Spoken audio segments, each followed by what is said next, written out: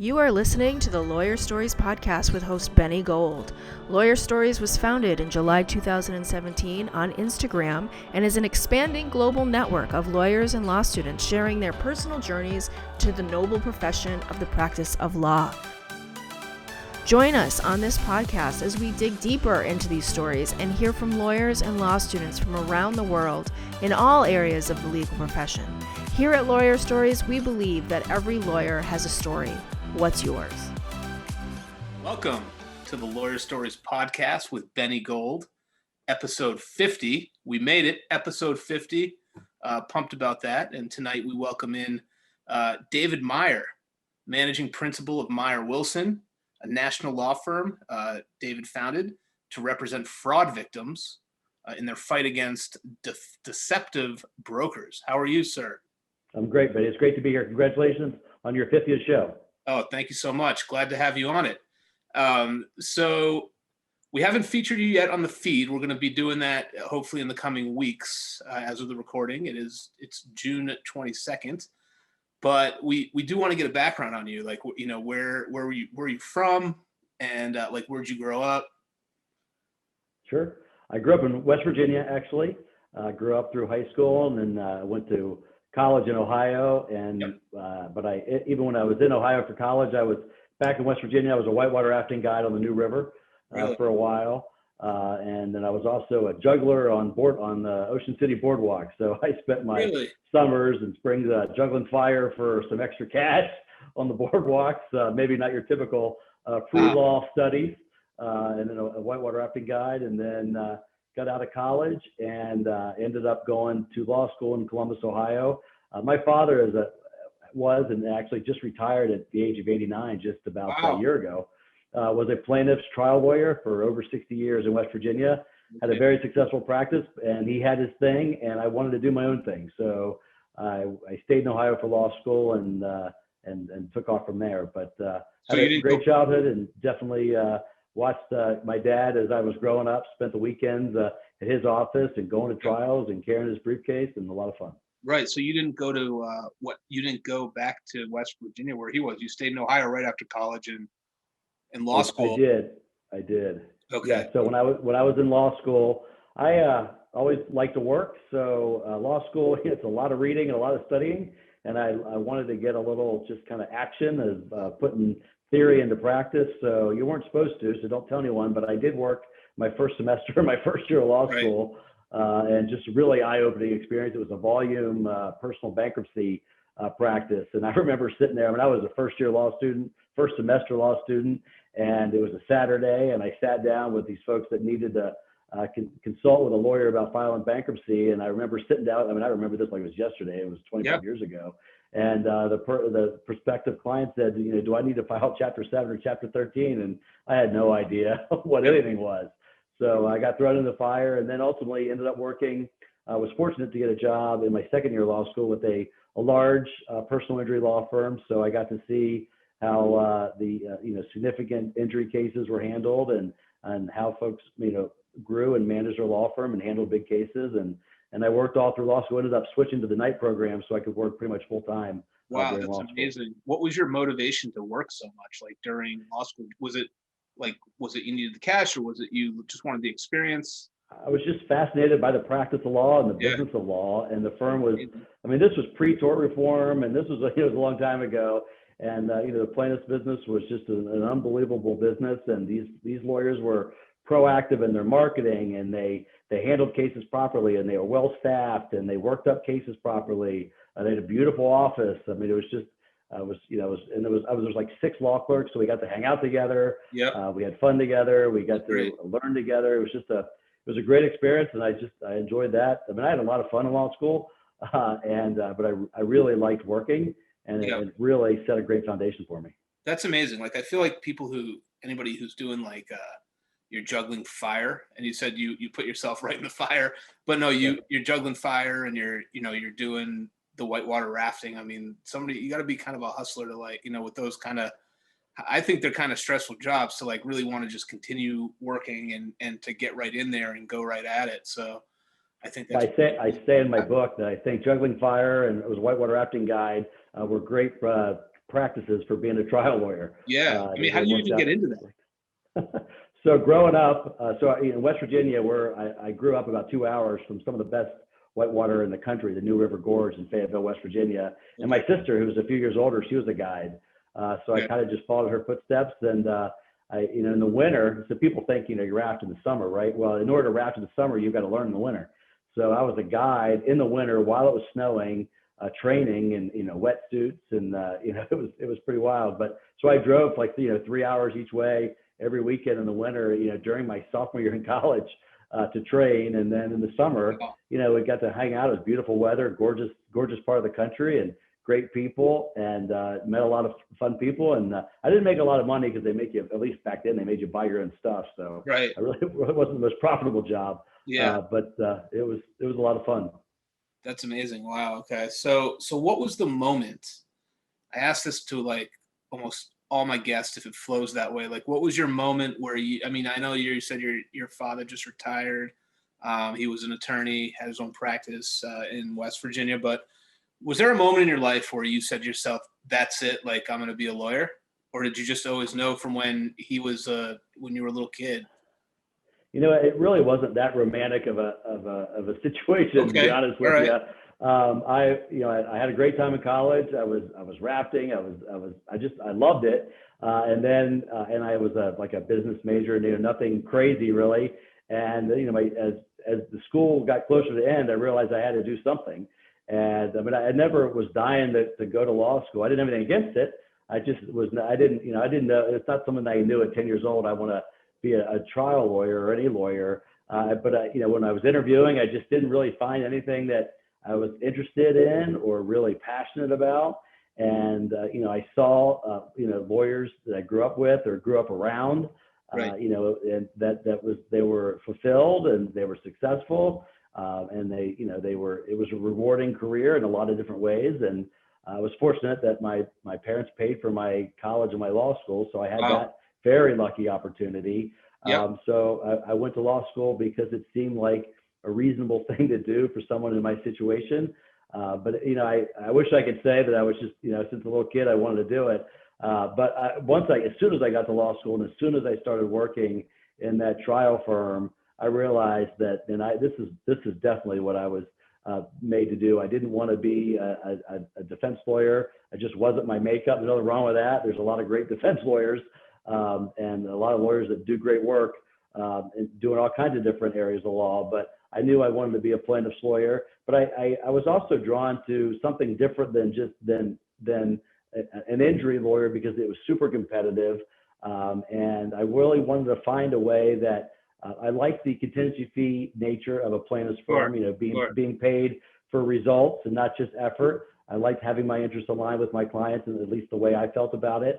I wanted to own my own business. I wanted to be an entrepreneur. I wanted to hold the powerful accountable. I knew all these things, but I didn't really know where that would lead me. And in fact, at my dad's urging, I actually got a joint degree, JD LLM. I got a master's in tax. Right, that's right. Really because I was so afraid that there were so many lawyers. I mean, there's 9 law schools in Ohio. And, back then, each law school was pumping out a couple hundred lawyers. So there's 1,800 lawyers, new lawyers coming into the practice of law. And, I didn't go to Harvard. So, I wasn't going to get a job on Wall Street or a job at a huge firm. And so I just needed to do something, or I felt I needed to do something to separate myself.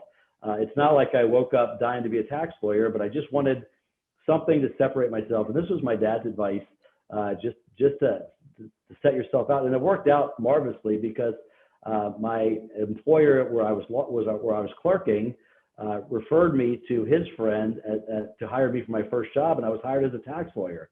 And I never would have got that first job if I just didn't have something to set myself apart. And it doesn't need to be a whole degree, right? It could be really anything.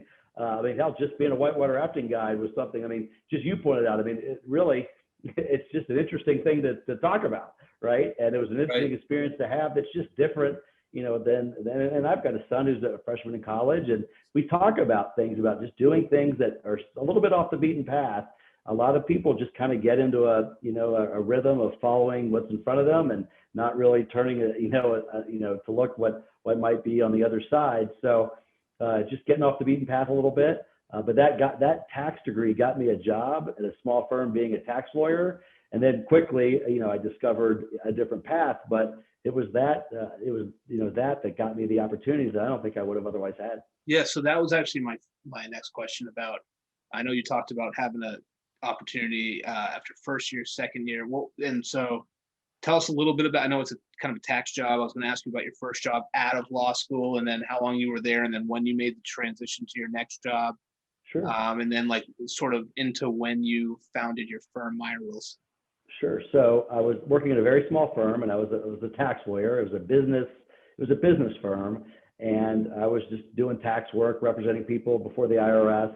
But I quickly learned it just wasn't for me. It just, I wasn't going to excel at it. I didn't have a passion for it. But at the same time, the lawyer that was doing the litigation, the business-related litigation at the firm, left. So they had just what I call spin-off litigation. Just they had business clients that had litigation work, and they didn't want to refer it out at the fear of losing the client. So they had a lawyer there that did the trial work for business cases, and that lawyer left. So I started trying cases, and I was really thrown into the fire because I didn't really have a mentor. I mean, they were all wonderful people, but they didn't have any trial lawyers there. So, I mean, this was 1995, 1996. I was going to the law library and watching, Irving Younger tapes on how to cross-examine witnesses and opening statements and the rules of evidence. And I was trying cases all over the state of Ohio, jury trials, bench trials, and really just running around with my head cut off.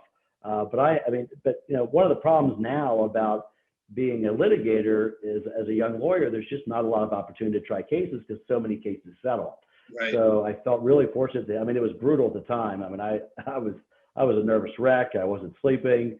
I was newly married, and I was trying cases, all over the state.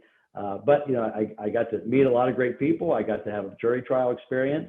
And then as a third-year lawyer, I'd been out about 3 years. A gentleman walked in to the office. He was referred to my boss. I wasn't getting any referrals, such a young lawyer. And he was referred to my boss, and he had a problem with a stockbroker. And my boss said, "Well, we don't do that work. I'm sorry." So the gentleman was walking out, and I remember this like it was yesterday. And I was walking out to the copier, to the restroom, to get a drink of water, who knows? And I ran into him. I mean, I literally bumped into this gentleman. And you had overheard the conversation he was having with your boss. I don't even think, you know what, I may have, now that you say, I don't remember that. What Okay. I remember is going out and just running into him and bringing up, just talking to him. And he said, I got this problem with my stockbroker, and and I can't find a lawyer to help me. And I said, well, I'd really, look, this isn't what I do, but I'm really interested in learning about it. This was just the beginning of the internet. So I asked him to tell me what happened, and I got online a little bit. I just did some research. Little dial up. You got online. Yeah, that's totally what it was. This is 1998, literally. Yeah. And I remember I was on a national trial lawyers. It was the ATLA, which is now the American Association of Justice. I was on their listserv. I guess they did have a listserv, and I said, "Hey, I've got a potential stockbroker fraud case. Where should I go?" And someone immediately said, "If you're going to do any of this work, you need to join PIABA," which at the time was the Plaintiffs, Investors Arbitration Bar Association. I'm now president, currently 25 years later, of that International Bar Association. But I was referred to that bar association, and I got some great ideas, some great help. And so I was talking to this gentleman, and he said, "You know what, David? This just didn't happen to me. This happened to a lot of other people, and I'd like you to come talk to us." It was in a small town about an hour north of Columbus, Ohio, called Marion. Wow. And I drove up to Marion. I was 28 years old. I was 3 years out of law school. And I walked into this room, and there were 100 people there. These were all retirees, primarily line workers. And it was just you. It was just you. It was just me. Yep. And I had about 100 people, and they told me what happened. And it turns out that just one day in October of 1998, there was a stockbroker with Prudential Securities. He was making a great living. He had a great job. He was managing money for a lot of retirees in the neighborhood. He was a member of the country club. He was managing money, making a percentage of the money, and it was making a great living. And he woke up one day, and he literally thought the world was going to end. Chicken Little, the sky was falling, and he thought he needed to liquidate all of his clients' retirement portfolios into cash. So in 2 days, he himself and his small staff, this is before computers, liquidated tens of millions of dollars of investments. Now, he didn't steal it. He just liquidated the equity positions into cash. And he did it because he thought the stock market was going to go to zero. He was going to be a hero. But the accounts were what's called non-discretionary accounts, which means you can't do that unless you get prior authorization from your clients. But he felt like there was no time, so he committed thousands of unauthorized trades and liquidated everyone's portfolio. And he thought he'd wake up the next day, the market would be at zero, and he'd saved everyone's retirement. So after those unauthorized trades, the next day, literally the next day, Benny, the stock market started going straight up. It had been declining for a while. He liquidates, and then the next day, he freaked out because he saw the pattern going down. He totally freaked out. Yeah. He admitted to freaking out. He admitted that he did it without authorization, and the stock market started going straight up. So what happened? So Prudential Securities and their home office in New York, identified this immediately, and they did the math. And in 2 days, they learned that it would have cost them about $2 or $3 million to buy back all their hundreds of clients of positions at the higher prices, to put people back in the shoes where they would have been had this not happened. Right. So they could have just mitigated the problem, paid $2 or $3 million, and everyone would have been back where they were, and everything would have been just fine. No one would have had any damages. Everyone would have been put back where they would have been. And this is where the case gets unbelievable. Instead of doing that, what they did, they decided to put a bunch of suits, a bunch of Prudential vice presidents, into an airplane and fly them down to Marion, Ohio, and just invade Marion, Ohio retirees and meet with them individually in their kitchen tables of these retirees and try to convince them to ratify, to legally accept and adopt the unauthorized trade so they could escape liability. So they were trying to convince people that what he did was right, even though it wasn't. And they were also telling everyone, hey, this is the advice we told everyone around the country that to liquidate and get out of the market. And we learned they were doing the exact opposite, Benny. All over the country, everywhere in the country except Marion, Ohio, they were telling people to buy. This is the time to get in. But instead, for these people, because they didn't want to be responsible for the unauthorized trades, they wanted people to ratify, to basically adopt the unauthorized trades so they could escape liability. Anyway, it was like buy low, like they're telling everybody to buy low, right? And it was just, they absolutely defrauded these people. So make a long story longer, we filed a class action. Okay. We had a trial, and we spent a month in Marion. My son was 8 months old, but I moved out, lived up there with my co-counsel for a month. We tried the case, and we got a jury verdict of $260 million, which was and still is the largest jury verdict in the state of Ohio. That was a few years after I'd started my firm. That case took 7 years from start to finish. But once I got that case initially and filed it, then with the blessing of my bosses at the time, they knew that I just didn't want to do the business. So did you, first of all, that's not to cut you off, but that's like incredible. Like, I love the whole story about you meet this person in your office. It's like by chance you were going out and get a drink of water. You're talking to this guy, and all of a sudden he was probably like feeling some sort of like urgency to like talk to a lawyer, right? So he probably just started spewing all this stuff to you, and it was interesting for you. I think that's super cool, and you like actually had an interest in that. So like, how do you reconcile all that with like your boss? Like, what happened? Like, did you just say, hey, like, I'm going to work on this case? Like, so I asked them to do it. I told them this is what I want to do, and they're smart people. They realized there was something there, so they let me take it, and I brought in some other lawyers from out of state that had experience too. So I had a team that did this, but then about a year in, while the case was really at its infancy, I just wanted to go. I realized that this checked all the boxes. This was entrepreneurial. This was plaintiff's work. It was economic as opposed to injury work, which is what I was interested in at the time. It was holding the powerful accountable. It was a new area of the law. It was a niche area of the law. I mean, it literally. It just met everything I wanted to do, and nobody else was doing it. I mean, I went around, and so I don't know how old you are, but in 1999, everyone was making money in the stock market, right? It was the tech boom, and I went around saying, I'm gonna leave my good paying job, I'm gonna quit my job, and I'm gonna start a law firm suing stockbrokers. And it was like, you got to be kidding me! That's the stupidest idea I've ever heard. That's dumb. That's never gonna work. So I started my law firm in the end of 1999. And if you remember, the stock market crashed, the tech wreck, in March of 2000. So I was literally just trying to figure out how to turn my computer on. The market crashed, and I had 200 or 300 cases immediately. Wow. And so while the other case was brewing, I started my law firm. It was David Meyer and Associates at the time. I hired my first employee in February of 2002, 1 week after my son was born. He's 19 now, and the employee's still with me. She's been with me for over 19 years. Wow. And we started representing individual investors. Is she an attorney or paralegal? She's a paralegal, yeah. Amazing. Congratulations. That's super cool. Yeah, and that's what I've been doing for 20 years. That's a heck of a story. Like I wasn't expecting that. That's really interesting. Well, that's why I wrote a book. I could see that as like a movie or something, to be honest with you. Like, well, I don't know who would play me, but yeah. You can find somebody. We'll start with the book and see how that goes, Benny. Yeah, the book. So we're getting to the book. So, but first I want to congratulate you on recently becoming president of the Ohio Association for Justice. So maybe you could tell us a little bit about that. So the Ohio Association for Justice is the trial bar for the state of Ohio. So the state of Ohio, there's plaintiff trial lawyers. We have about 1,100 members.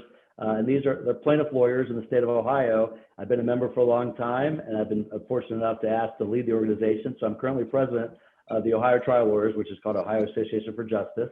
Wow. And I'm also president of the International Bar Association of Lawyers that represent investors against brokerage firms. So I don't know if anyone's ever done that, but I'm currently president of 2 bar associations, and I released my book, and I'm running my law firm. Your book called The Investor Protector. Yeah. Stories of triumph over financial advisors who lie, cheat, and steal. Tell us about it, David. So, I say that the book took me 18 months to write, Benny, but it's been 25 years in the making. Okay. It's stories of cases I've handled over the last 20 years. I mean, the Prudential case that we've been talking about is obviously in there, and a lot of others. And the idea is that, I've been doing this for so long. I've had these cases that are in my file cabinets, in our computer files.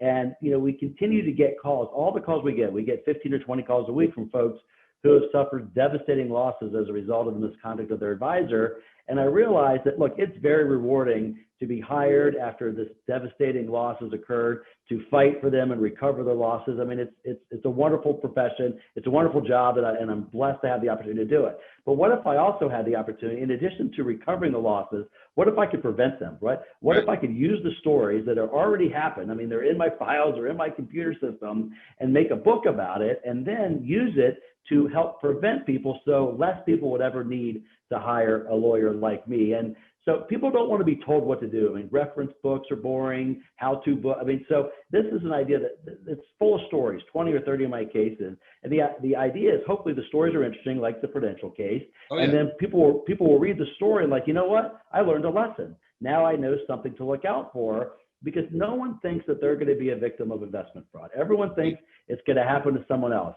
People think I'm too smart, I'm too educated, I've got my advisor. I know there's other fraudulent people, but not him or her. So this book hopefully will open up the eyes of everyone. It's really body armor, I believe, for the individual investor. And I've been saying this ever since the book came out. And luckily, the book's a bestseller, so it's really done well. And even just the first few weeks, that if you read this book and follow the steps that I outline, the chance that you or your loved one will ever be the victim of investment fraud is going to go down dramatically.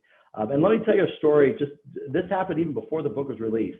I'm actually in my home now, and I had some advance copies at the house that was given to family and friends before the official release.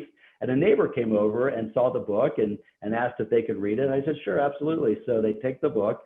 And a couple of days later, I see the neighbor walking, and she says, David, I went home, I read the book, I showed it to my husband, and we got online and looked up our broker, which we could talk about. The first thing everyone should do is look up their broker. You can do it from your pajamas, in your living room, absolutely free, day or night. And they looked up their broker, and they saw the broker had several complaints. And in my book, I say, look, if your broker's had more than 2 complaints, then you should not be working with them. So they found that out. They fired him. They hired somebody else. Now, they never would have done that had they not read my book. And so I just felt great that it's already helped somebody get away from somebody that could be problematic and to new one. But a lot of people don't know to do that. And a lot of the people that call me, if they would have taken some of these steps, they just don't know about it. But if they take these steps, then maybe they never would. So what are some things that people should do before they hire their advisor? So look up your broker. Go to brokercheck.com. It's run by the securities regulators. You can type in the name of your advisor, their firm, and your location. You can pull up any customer complaints. You can pull up any disciplinary record, whether they've ever filed bankruptcy, their employment history. It's the only profession, Benny, that I'm aware of that does that. You can't do that for doctors. You can't do that for lawyers. And it makes sense. And these folks are entrusted with their life savings. And so that is, look up your broker. And if your 90% of brokers have less than 2 complaints. So if your broker has even one complaint, you should ask him or her, and they shouldn't be ashamed to explain it to you. And if they have an explanation that makes sense, then very good. Also, make sure that you never ever give a dime of your hard-earned money to anyone who is not licensed. And again, that broker check will confirm whether the person is licensed. Because I can't do anything if you've given your money to someone you meet at church or the Moose Club or through a common interest. If you meet that person and give them money and they're not actually registered and licensed, so there's nothing I'm going to be able to do because that money is likely going to be long gone. So make sure the person you're investing with is properly licensed. Look them up online, and also, in my opinion, you should only work with individual advisors who are affiliated with large companies. Okay. Because you need to assume, and I know it's hard for people to do, you've got to assume worst case scenario, just long enough to realize if you hire somebody and you like them, and then let's say they just woke up tomorrow and stole your money. Well, if they work for a large firm like a Merrill Lynch, and I'm not picking on anyone in particular, but a Merrill Lynch or Raymond James or Wells Fargo, then a lawyer like me, regardless of where that broker took off with your money, if they're licensed with a large firm, then we have a case we can pursue against a company that's likely collectible. So work with a large firm, make sure they're licensed, and also understand, and this is surprising to many people, Benny, there is no requirement for insurance. There is no requirement that brokerage firms have insurance. So people can manage millions or even billions of dollars of people's life savings and not have insurance, which is another reason you need to work with somebody who's affiliated, work with a large company, and make sure they actually work with that company while you're investing. Right. So like, what are these types of misconduct? And I know like the elderly are probably targeted the most. I think I read that. Financial exploitation of the elderly is the number one problem. Right. My book talks about lie, cheating, and stealing because that's what covers it. I mean, theft is an issue. Fake statements, recommending inappropriate investments, selling investments that are complicated, that unconventional investments that are risky, that are illiquid, buying and selling too much at one time, on concentrating your retirement portfolio in just one or two asset classes or one or two investments, volatility, large losses. What people need to understand is investing and trusting your money with a financial advisor is not like buying a used car. It's not caveat emptor. It's not buyer beware.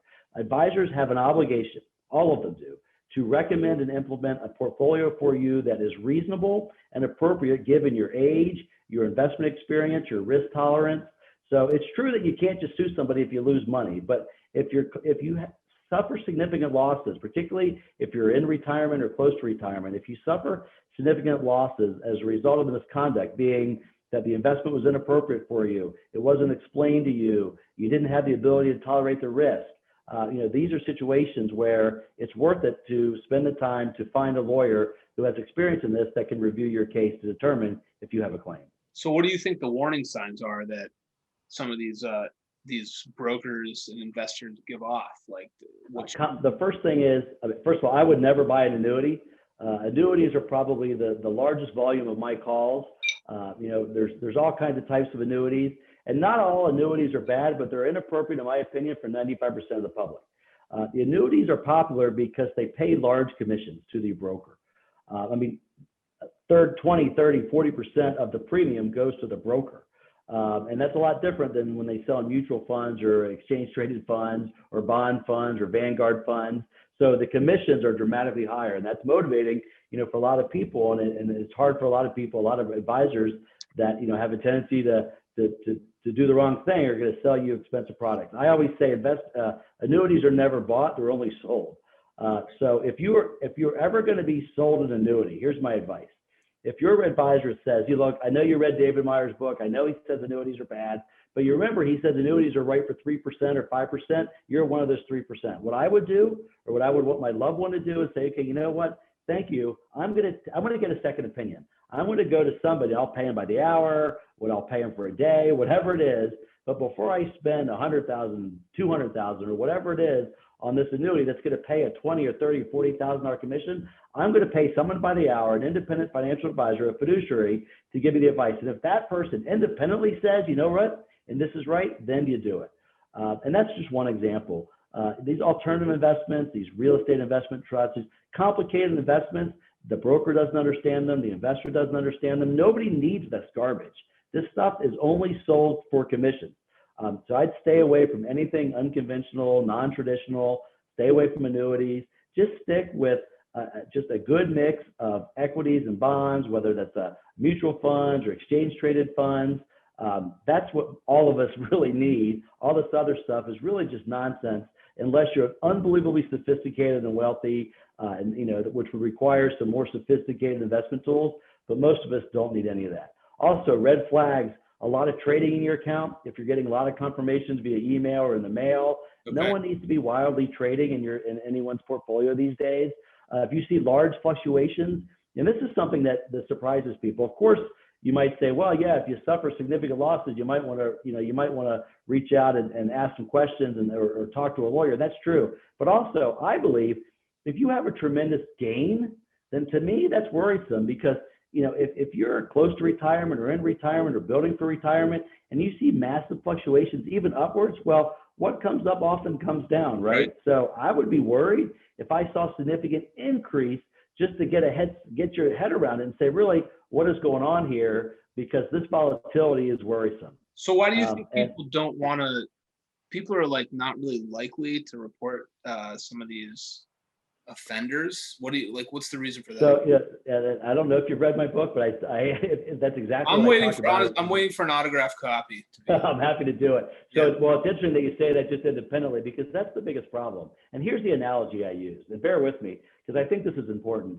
Those of us who are in a car and we're sitting at a red light, and if we get rear-ended and if we suffer some actual injuries as a result of the negligence of somebody behind us, then none of us have a worry or a problem we don't feel guilty or ashamed calling a lawyer, doing research, calling a lawyer and saying, hey, do I have a case? I mean, I wasn't doing anything. I was at a red light. This car hit me. I've suffered property damage. I've suffered personal injury. And no one feels bad about hiring a lawyer to file a legal claim to protect their rights and get any money to which they're legally entitled. I mean, there's nothing wrong with that, right? But for whatever reason, when that happens with our money, we get embarrassed. Finances are very personal. We don't like to talk about finances, so we internalize it. We tend to blame ourselves, particularly elderly. It's a pride thing. I think it's a pride thing, right? It's a pride thing. Why did I trust that person? I should have known better. And then it's, hey, I'm embarrassed to tell somebody that I lost money. And what I'm telling people is it is okay to trust people to invest your money, just like it's okay to trust your doctor to give you medical advice, your lawyer to give you legal advice, your accountant to give you accounting advice. Life is complicated. There is no way that all of us can do everything we need to do without help. So it's okay to trust an advisor to recommend and implement an appropriate portfolio. And if they do something wrong, they should be held accountable. So you should be confident that there's nothing wrong. There's nothing to be ashamed of. To reach out to a family member, another trusted advisor, your lawyer, your accountant, a friend, and say, look, I need help. Something might be wrong. And also, I tell people who have elderly parents who might be living alone, become on the account, you can add yourself as a contact person. And I recommend everyone who has, my mom's 80 years old. She's by herself in Florida, and she has an account with her retirement.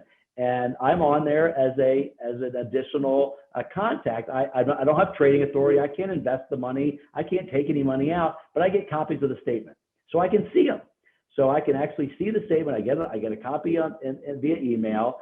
So then they just know that you're watching out for it. They don't need to talk about it. Well, they also see your name on the statement. They're not going to mess around with you, David.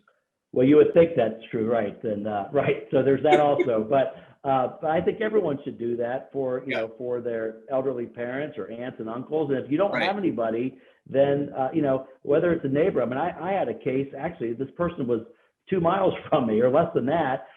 She was a widow, and she lived in the same house for 60 years. She actually grew up in the house, maybe even longer than that. And she had an advisor, and this story's in the book, but she had nobody. She didn't have any.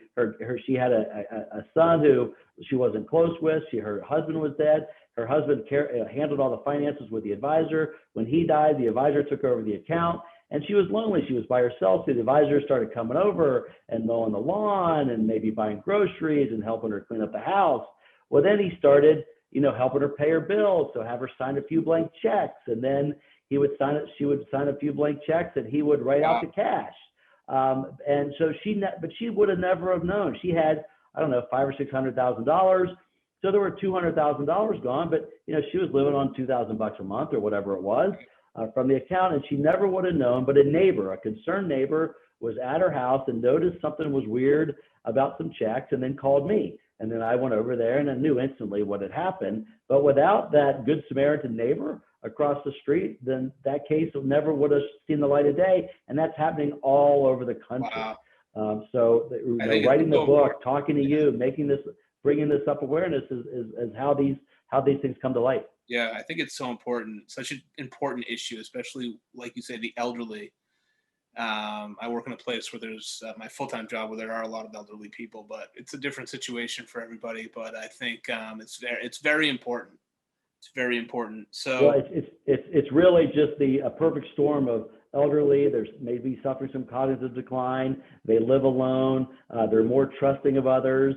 And when someone knocks on the door or a cold call, for God's sakes, comes, they're just more susceptible to having a problem. And the fraudsters know that they're less likely to be caught because there's likely not too many people watching over those accounts to help out. Right. So let me ask something with Bitcoin and cryptocurrency. Like, there must be, I mean, I know there's a lot of apps out there. You got Acorn, Stash, Robinhood, but like with Bitcoin, and you could also buy that with the crypto on the apps. But I think there's also advisors. There's got to be like some people who are giving advice. And it's probably it's something of a new frontier. But have there been any cases like with people? I think Bitcoin took a little bit of a nosedive in the last month and a half. Have there been people going after these people since So Bitcoin is not a security, at least yet. Cryptocurrency isn't a security yet. So there's still a lot of unknowns. I know the new SEC chairman is making this a priority. There's a lot that needs to catch up. There's a lot of concerns about these social media apps / brokerage firms / trading platforms. It's causing a lot of harm, particularly to these 18, 19, 20-year-old kids that are taking their student loan money. I mean, I see this. It's horrible. And there's very little regulation. We're not seeing it in my typical, my day job, because financial advisors aren't recommending this stuff because it's not been allowed to. But there's just a lot of self-inflicted pain by individuals that get on these websites. I mean, it's really you can't cause too much financial harm to yourself on Snapchat, right? On Instagram or Facebook, unless you're like me and I buy these stupid things I buy on Facebook that I probably shouldn't. These golf aids or whatever it is, but that's $30, right? I'm not losing. Swipe up. Just keep swiping up the line. That's right. Right. Exactly. But what's happening? So now, the Robinhoods of the world and Acorns are being like social media apps, but they're taking people's money, and then you get on, you trade on margin. It's really, really problematic. There needs to be a lot of regulation. I think these kids should stay away from it. It's no good. And look, if you want to take 20 or 30 or 40 or $50, fine, have some fun, but it gets addicting. It's like gambling, and 50 turns into 100 turns into, So you're talking about this, like the Stash app and the Acorn and Robinhood. Why? Tell me what the problem is with those again.